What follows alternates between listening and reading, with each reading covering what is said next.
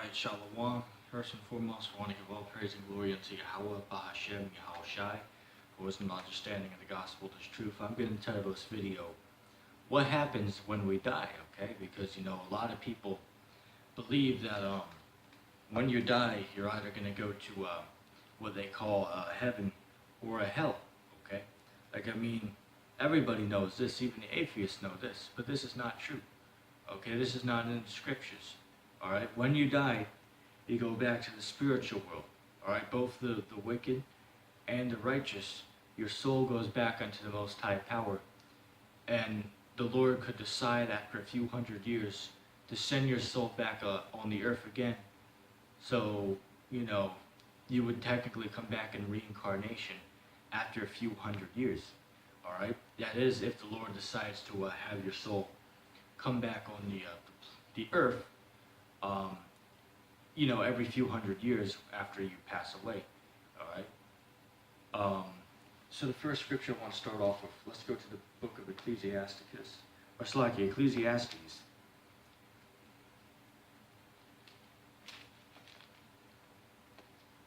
You're going to get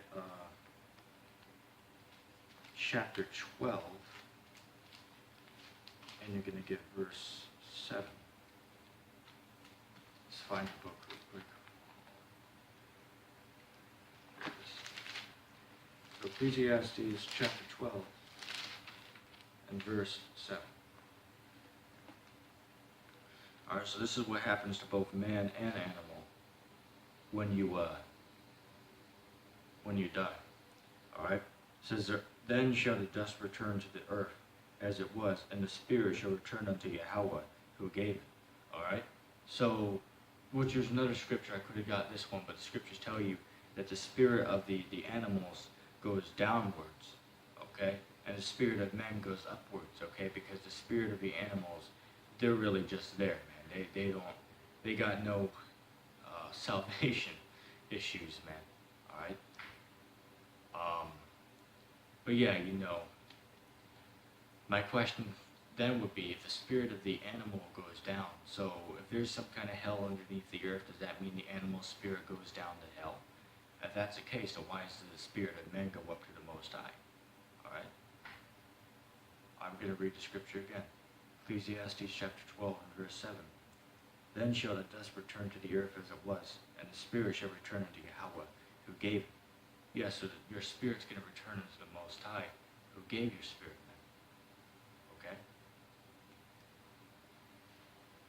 It's very simple to understand. I got some more precepts lined up just to prove this, man. But this whole concept that we've all learned by Christianity that, you're going to die, you're going to, if you're a wicked person, you're going to go to hell. We all believe that. We all been taught that our whole lives, man. But that's not true, all right? The belief in hell was created to basically scare people into giving money to the Roman Catholic Church. Do your research and you'll come to that conclusion. Alright, that's what the myth of hell comes from. Okay, there is no such thing as hell. Now, when you read in the scriptures about the lake of fire is America after it's hit by 200 million nuclear. Slovakia, got a dry throat because I haven't drank any water for an hour, so because I just had to do a few lessons. Slocky about that. What I was saying was that the Lake of Fire is America after it's hit by 200 million nuclear warheads. Okay, in the next World War, which is the last World War III. Okay, which the Book of Revelation goes into great detail on the last and final World War. Okay, which will be the last, war that ever takes place on the earth, which will end with the Lord coming in UFOs.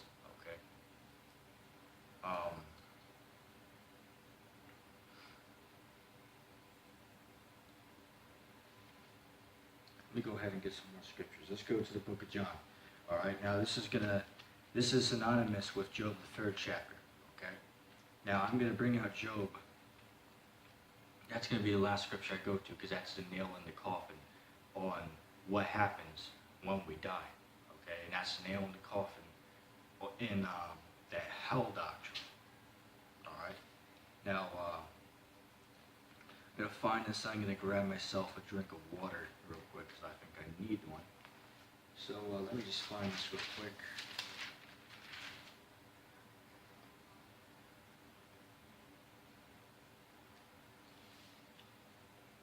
Alright, there we go. Alright, I'll be back in just a sec. Okay, I'm back. I'm gonna read this scripture. This is in the book of John. Alright, now I'm gonna show you that when the person dies, they're basically just asleep. Okay? Because your spirit goes back to the Most High. This is why when a child is born, you know, before them, they're not, you know, they're not in the woman's stomach crying or nothing, man. Because they're technically alive, but they're asleep, man. Okay? They're, you know, which, you know, abortion's murder. That's a whole nother topic, okay? If you committed an abortion, had anything to do with it, then you're worthy of death, says so the scriptures. Alright? Because the child, even though what the white man will have you think is that, you know, they're not alive yet. Well, obviously, if you use common sense, if it's there, if it moves around, obviously it has to be alive. But anyway, I'm not going to get into that topic. Alright? This pisses you off, man. But hey, you know, it is what it is. Yeah, I got John chapter 11 and verse 11. Okay, I'm going to show you how when you die, your death is synonymous with sleep. And I'm also going to prove that with Job, the 3rd chapter, after I read this. Okay? John chapter 11, verse 11. These things said he, and after that he saith unto them, our friend Lazarus sleepeth, but I go that I may awake him out of sleep. And said to his disciples, Lord, if he sleep, he shall do well. Howbeit Yahushua spake of his death, but they thought that he had spoken of taking of rest and sleep. Then said Yahushua unto them plainly, Lazarus is dead, and I am glad for your sakes that I was not there, to the intent that ye might believe. Nevertheless, let us go unto him. Alright? But the point is, at this particular point, basically they thought Lazarus was just asleep, which he is. He was just asleep. But yet the Lord had to tell them that he was dead. Alright? But the point is, when you do die, basically it's just rest. Alright? That's why you got the saying, let's see, how does it go? I'll rest when I'm dead, which is true. You will rest when you're dead, man. And just to prove that, this is the last scripture I'm going to get for this sit down. Alright? But this is very edifying. This totally destroys the hell doctrine. Alright? The scripture clearly tell you the wicked are going to be resting together with the righteous when you die. So how the hell is that going to happen? Alright? I thought the wicked are burning right now underneath our feet somewhere. That's not in the scriptures.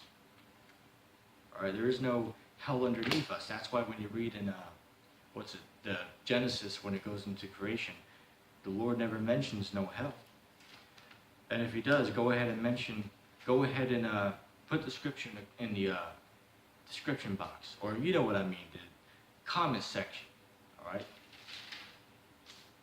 Go ahead and put it down there. Now, actually, this whole chapter, Job the 3rd chapter, it's a very good chapter, the whole chapter, but for the sake of the time of this lesson, because my phone doesn't have much time on it, alright?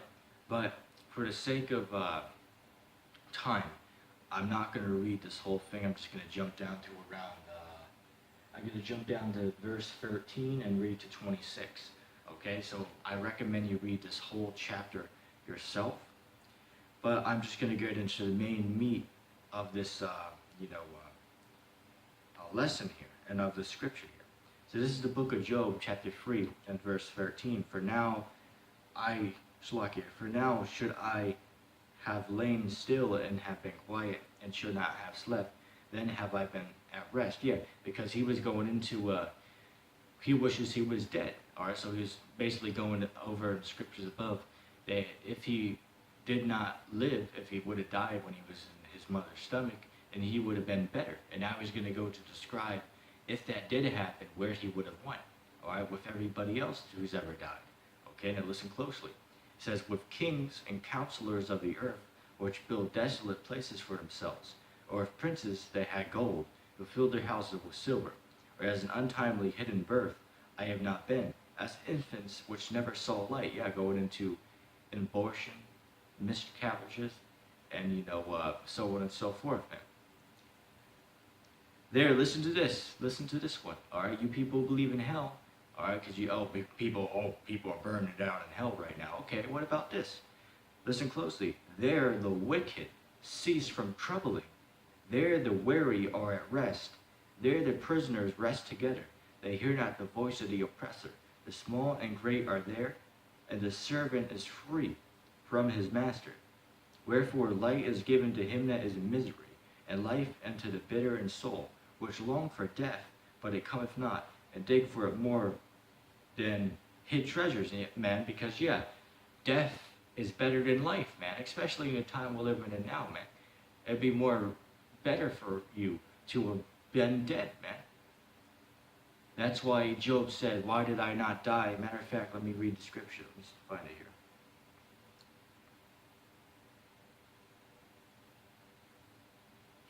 This is Job 3 in verse 11. Why die I not from the womb? Why did I not give up the ghost when it came out of the belly? Yeah. So he wanted to die, man. And that's a good. That's the right spirit to be in. Okay? Doesn't mean you're going to go out and do that, man. But, that's what you should, that's the mindset you should be in. Okay? I'm going to jump back to verse 19. The small and great are there, the servant is free from his master. Wherefore light is given to him that is in misery, and life unto the bitter in soul. Which actually, I read those already. Let's go to verse 22. Which rejoice exceedingly and are glad when they could find the grave. Why is light given to a man whose way is hid, and whom Yahweh have hedged in? For my sign cometh before I eat, and my roarings are poured out like the waters. For the thing which I greatly feared is come upon me, and that which I was afraid of is come upon me. I was not in safety, neither had I rest, neither was I quiet, and yet trouble came. Yeah, because when he was in the spiritual world before, he was at peace. Okay? There's, as I just read, the wicked and the good, alright, they rest together, man. Now, really, all the prophets and the people that died a few thousand years ago, were those people reincarnated, man? All right, because reincarnation is in the scriptures. You die, you get your judgment, and then you come back on the earth and play out your judgment. Okay, that's why, for example, you'll see terrible things happen to people. Why? Because in their past life, they committed wicked things.